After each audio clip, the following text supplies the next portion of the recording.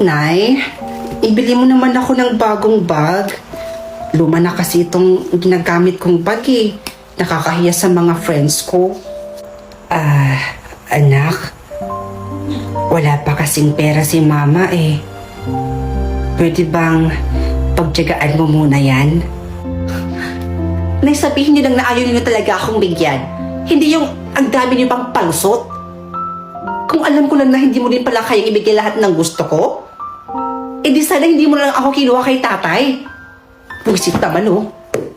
Pasensya ka na ha. Di bale, babawi na lang si mama sa susunod.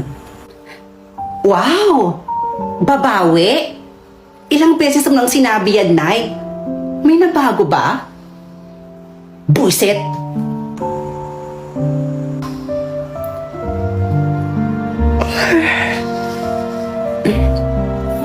Nauuhaw ako. Makapunta nga muna sa kusina.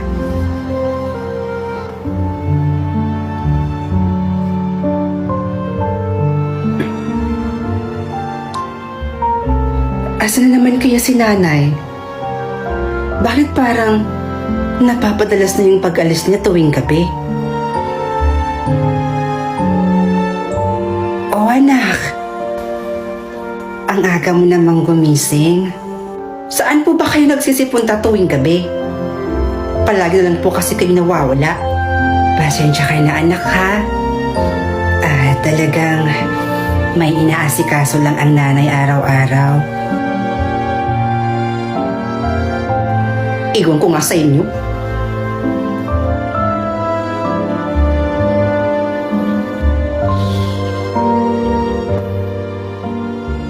Nay, nandito lang po pala kayo. Oh anak, bakit? May kailangan ka ba? May field trip po kasi kami sa school at gusto ko pong sumama dun, Nay. Eh ang kaso, wala akong pera. Bigyan mo naman ako dyan. Eh anak, wala pa kasi akong pera ngayon eh. Hindi pa nga sumasapat yung kinikita ko sa paglalaba para sa pang-araw-araw natin na gastusin dito sa bahay. Lalo na yung ginagastos pa natin para sa pag-aaral mo. As usual, malamang wala na naman. Bakit ba kayo ganyan sa akin, Nay? Tuwing humihingi ako sa inyo ng pera, lagi niyong sinasabing wala. Siguro, oo, nauubos nga yung pera niyo. Kasi, sigurado akong pinanlalalaki niyo yung sinasahod niyo. Alam ko na. Kaya kayo nawawala tuwing gabi. Kasi nakikipagkita ka sa kabit mo. Anak, hindi totoo yan.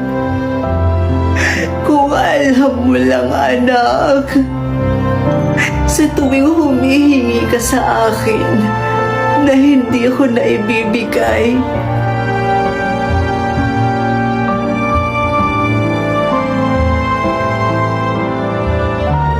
sobrang sakit dun sa akin.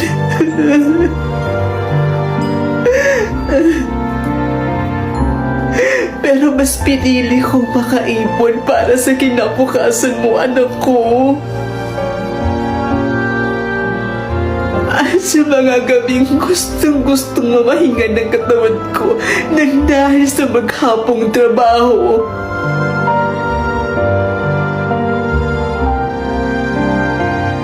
Hindi ko na inisip yung sarili ko, anak.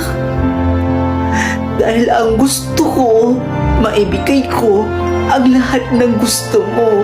Kasi anak, matanda na si nanay. At gusto ko, bago ako mamatay, may maiwan man lang ako sa iyo.